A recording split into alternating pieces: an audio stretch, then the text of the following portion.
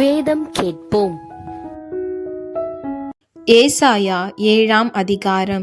உசியாவினுடைய குமாரனாகிய யோதாமின் குமாரன் ஆகாஸ் என்னும் யூதா தேசத்து ராஜாவின் நாட்களிலே ரேத்சின் என்னும் சீரியாவின் ராஜாவும் ரெமலியாவின் குமாரனாகிய பெக்கா என்னும் இஸ்ரவேலின் ராஜாவும் எருசலேமின் மேல் யுத்தம் பண்ண வந்தார்கள்.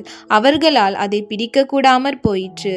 சீரியர் எப்ராஹீமை சார்ந்திருக்கிறார்கள் என்று தாவீதின் குடும்பத்துக்கு அறிவிக்கப்பட்ட போது ராஜாவின் இருதயமும் அவன் ஜனத்தின் இருதயமும் காட்டிலுள்ள மரங்கள் காற்றினால் அசைகிறது போல் அசைந்தது. அப்பொழுது கர்த்தர் ஏசாயாவை நோக்கி, நீயும் உன் மகன் சேயார் யாசுபுமாக வண்ணார் துறை வழியில் உள்ள மேற்குலத்து மதகின் கடைசி மட்டும் ஆகாசுக்கு எதிர்கொண்டு போய் நீ அவனை நோக்கி, சீரியர் எப்ராஹீமோடும் ரெமலியாவின் மகனோடும் உனக்கு விரோதமாக துராலோசனை பண்ணி நாம் யூதாவுக்கு விரோதமாய் போய் அதை நெருக்கி அதை நமக்குள்ளே பங்கிட்டு கொண்டு அதற்கு தபேயாலின் குமாரனை ராஜாவாக ஏற்படுத்துவோம் என்று சொன்னதின் நிமித்தம் நீ பயப்படாமலும் அமர்ந்திருக்கப்பார்.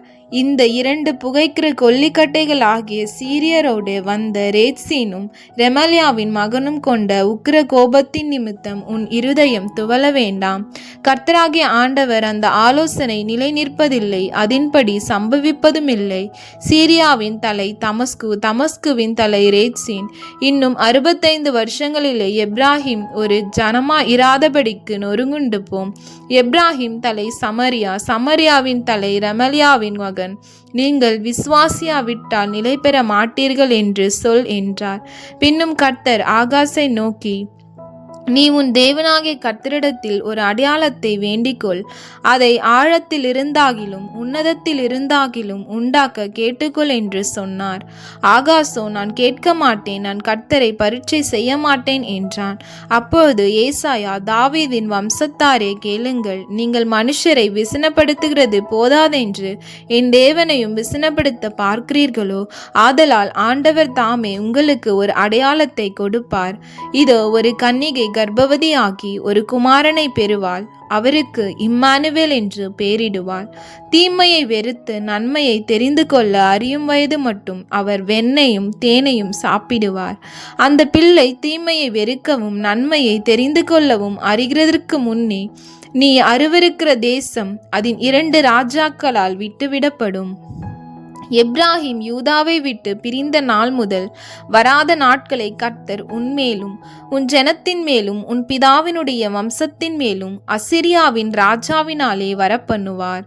அந்நாட்களிலே கர்த்தர் எகிப்து நதிகளின் கடையாந்திரத்தில் உள்ள ஈயையும் அசிரியா தேசத்தில் இருக்கும் தேனியையும் பயில் காட்டி அழைப்பார். அவைகள் வந்து ஏகமாய் வனாந்திரங்களின் பள்ளத்தாக்குகளிலும் கண்மலைகளின் வெடிப்புகளிலும் எல்லா முட்காடுகளிலும் மேய்ச்சலுள்ள எல்லா இடங்களிலும் தங்கும். அக்காலத்தில் ஆண்டவர் கூலிக்கு வாங்கின சவரகன் கத்தியினால், அதாவது நதியின் அக்கரையில் உள்ள அசிரியா ராஜாவினால் தலைமயிரையும் கால்மயிரையும் சிறைப்பித்து தாடியையும் வாங்கி போடுவிப்பார். அக்காலத்தில் ஒருவன் ஒரு இளம் பசுவையும் 2 ஆடுகளையும் வளர்த்தால் அவைகள் பூரணமாய் பால் கறக்கிறபடியினால் வெண்ணெயை சாப்பிடுவான். தேசத்தின் நடுவில் மீதியா இருப்பவன் எவனும் வெண்ணெயையும் தேனையும் சாப்பிடுவான்.